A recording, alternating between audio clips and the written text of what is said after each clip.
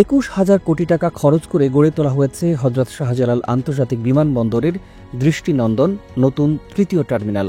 চকচকে কাঁচের দেয়াল, বিস্তৃত করিডোর, বিশ্বমানের প্রযুক্তি সবকিছু মিলিয়ে এটি আর কেবল শুধু টার্মিনালই নয়, বরং বাংলাদেশের ভবিষ্যতের প্রতীক। বিদেশি বিমানবন্দরের মতোই এখানে যুক্ত হয়েছে অত্যাধুনিক সব সুবিধা, যা একদিকে দেশের এভিয়েশন খাতকে সমৃদ্ধ করবে, অন্যদিকে দেশের অর্থনীতিতে যোগ করবে নতুন এক মাত্রা।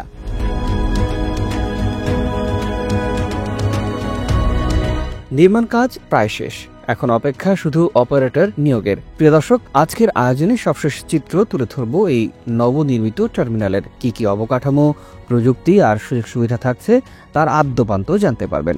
পুরো আয়োজনে থাকুন আমাদের সাথেই।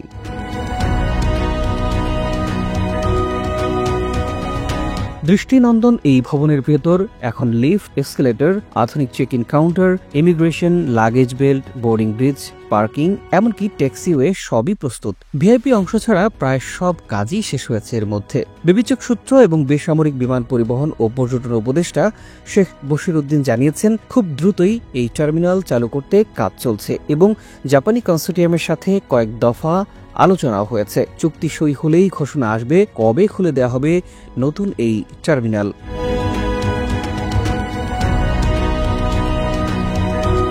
বর্তমানে এই প্রকল্পের সাথে সরাসরি দেশে দুটি মেগা প্রকল্প যুক্ত হয়েছে, যার মধ্যে একটি ঢাকা এলিভেটেড এক্সপ্রেসওয়ে এবং অন্যটি দেশের প্রথম পাতাল মেট্রো রেল লাইন MRT-1।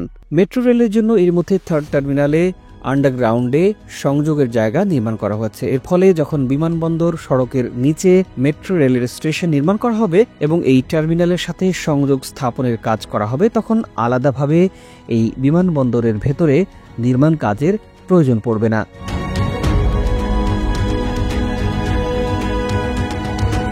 তৃতীয় টার্মিনালের বাইরের চত্বরগুলো বেশ সুন্দরভাবে সাজানো হয়েছে। এই টার্মিনালে প্রবেশ এবং বের হওয়ার পথের কাজগুলো এর মধ্যে শেষ করা হয়েছে। ভিডিও চিত্রে দেখা যাচ্ছে রোড মার্কিং এবং দিক নির্দেশনাগুলো বসে গেছে। এখানকার ফুট ওভার ব্রিজের কাজটিও শেষ হয়েছে। বিমানবন্দরের বাইরের সড়কের উড়াল পথ দিয়ে গাজীপুর, আশুলিয়া, উত্তরার দিক থেকে এসে এই থার্ড টার্মিনালে প্রবেশ করতে পারবেন যাত্রীরা।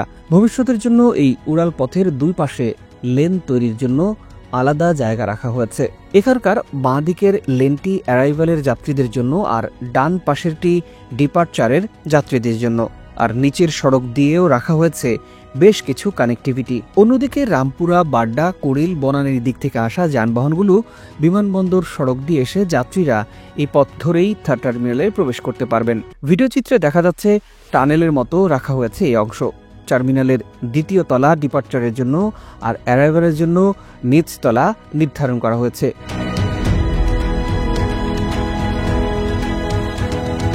টার্মিনালের বাইরের অংশ এর মধ্যে পুরোপুরি সবুজায়ন করা হয়েছে।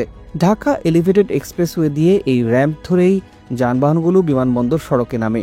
টার্মিনালটি চালু হলে এই দিকের ব্যারিকেড তুলে নেওয়া হবে, তখন এলিভেটেড থেকে যানবাহনগুলো এই সড়ক ব্যবহার করে সামনের চত্বর দিয়ে ইউটার্ন নিয়ে এই সড়ক ব্যবহার করে থার্ড টার্মিনালে প্রবেশ করতে পারবে। টার্মিনালে প্রবেশের মতো বের হওয়ার জন্য রাখা হয়েছে উড়ালপথ। এটি ব্যবহার করে কুড়িল, বাড্ডা, বনানীর দিকে যেতে পারবে যানবাহনগুলো। আবার ঢাকা এলিভেটেড এক্সপ্রেসওয়ে তেজগাঁও উঠতে পারবে। এদিক থেকে প্রথম এবং দ্বিতীয় টার্মিনালে যাওয়া আসার জন্য সড়ক রাখা হয়েছে। এছাড়া যারা টার্মিনাল থেকে বের হয়ে উত্তরার দিকে যাবেন তাদের জন্য নিচের দিকে সড়ক রাখা হয়েছে। অর্থাৎ টার্মিনালের সাথে পার্কিং ভবন, বিমানবন্দর সড়ক, এলিভেটেড এক্সপ্রেসওয়ে এবং মেট্রো রেলের সাথে কানেক্টিভিটিগুলো বেশ সুন্দর এবং পরিকল্পনা মাফিক করা হয়েছে।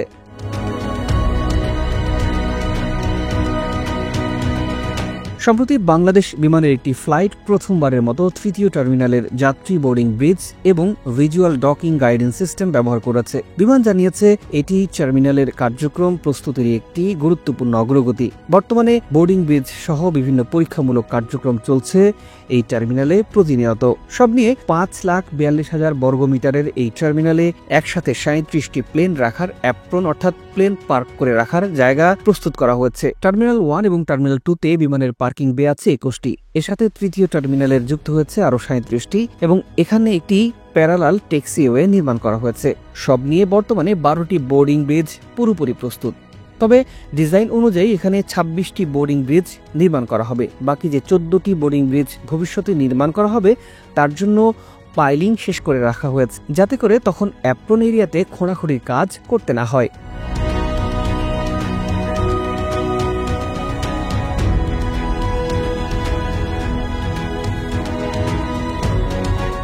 বোর্ডিং ব্রিজ এরিয়া থেকে আমরা সরাসরি চলে যাব টার্মিনালের ভেতরে। বর্তমানে সেখানে বিভিন্ন ইকুইপমেন্টের টেস্ট রান চলছে, আমরা সেটি সচিত্র আপনাদের দেখাবো। বিমানবন্দর সড়ক থেকে উড়াল পথ দিয়ে ডিপার্চারের যাত্রীরা দ্বিতীয় তলার এখানেই নেমে যাবেন। 2,30,000 বর্গমিটার এলাকা জুড়ে বিস্তৃত এই টার্মিনালটিতে 115টি চেক ইন কাউন্টার, 66টি ডিপার্চার ইমিগ্রেশন বুথ, 59টি অ্যারাইভাল ইমিগ্রেশন ডেস্ক এবং 3টি ভিআইপি ইমিগ্রেশন কাউন্টার করা হয়েছে। বর্তমানে এখানে নানা ধরনের টেস্টিং কার্যক্রম চলমান আছে। অনেকগুলো কাউন্টারে বিমানের প্রতিনিধিরা চেক ইন এররের কাজ করছেন। সে সাথে প্রতিদিন 8,000 লাগেজের পরীক্ষামূলক টেস্ট রান করা হচ্ছে। টার্মিনালটি চালু হওয়ার আগে সর্বমোট 30 লাখ লাগেজ পরীক্ষা করা হবে। এক্ষেত্রে সিস্টেমে কোনো ত্রুটি ধরা পড়লে সেটি ঠিক করা হবে চালুর আগেভাগেই।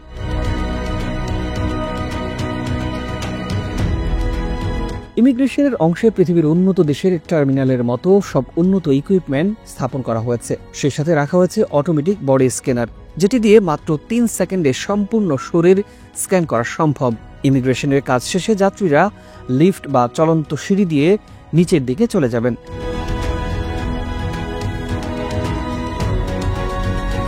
এটি একটি বিশাল এরিয়া, যেখানে আছে স্ট্রেট স্কেলেটর, থাকবে ডিউটি ফ্রি শপ সহ আরও অনেক কিছু। এছাড়া যাত্রীদের বসার জন্য রাখা হয়েছে বেশ সুন্দর বেশ কিছু ব্যবস্থা। বহিরাগমনের জন্য যাত্রীরা এখান থেকেই বোর্ডিং ব্রিজের দিকে চলে যাবেন, এরপর সরাসরি প্লেনে উঠবেন।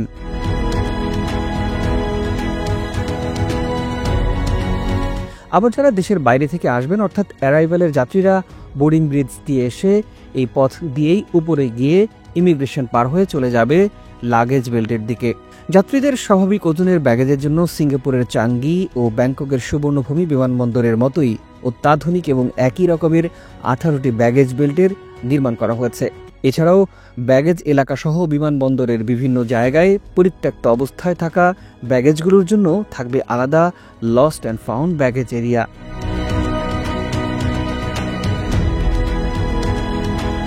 বেসামরিক বিমান চলাচল কর্তৃপক্ষের দাবি, থার্ড টার্মিনাল চালু হলে যাত্রীদের দুর্ভোগ অনেকাংশেই কমে যাবে। পাশাপাশি এটি বাংলাদেশের অর্থনীতিতে গুরুত্বপূর্ণ ভূমিকা পালন করবে। সফট ওপেনিংয়ের পর প্রায় 2 বছর কেটে গেছে। এর মধ্যে এখানকার কিছু যন্ত্রপাতি ও খুচরা যন্ত্রাংশের ওয়ারেন্টির মেয়াদ শেষ হয়ে গেছে বা শেষ হওয়ার পথে আছে। এটি নিয়ে বেবিচকের ভেতরে উদ্বেগ তৈরি হয়েছে। তাই আর্থিক ক্ষতি এড়াতে দ্রুত চালুর চেষ্টা করে যাচ্ছে কর্তৃপক্ষ।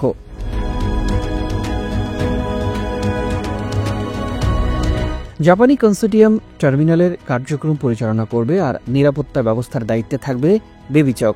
টার্মিনালটি 24 ঘন্টা সচল রাখতে 4 শিফটে প্রায় 6,000 জনবল নিয়োগ দিতে হবে। এর মধ্যে নিরাপত্তার দায়িত্বে থাকবেন 4,000 নিরাপত্তা কর্মী। যাত্রী ও কার্গো হ্যান্ডলিং সেবার দায়িত্ব প্রথম 2 বছর বিমানের হাতে থাকবে। কনসোর্টিয়াম তদারকিতে থাকবে আর তথ্য নিরাপত্তার দায়িত্বে থাকবে বেবিচক। এই তৃতীয় টার্মিনালটি চালু হলে বিমানবন্দরের বার্ষিক যাত্রী ও কার্গো হ্যান্ডলিং ক্ষমতা প্রায় 3 গুণ হবে। বর্তমান বিমানবন্দর বছরে 8 মিলিয়ন যাত্রী ও 5 লাখ টন কার্গো হ্যান্ডেল করতে পারে। নতুন টার্মিনালের কার্যক্রম শুরু হলে যাত্রী ধারণ ক্ষমতা বাড়বে বছরে 24 মিলিয়ন। 21,300 কোটি টাকার এই প্রকল্পে মোট প্রকল্প খরচের মধ্যে 5,000 কোটি টাকা দিয়েছে সরকার। বাকি অর্থ এসেছে জাপানি উন্নয়ন সংস্থা জাইকা ঋণ থেকে।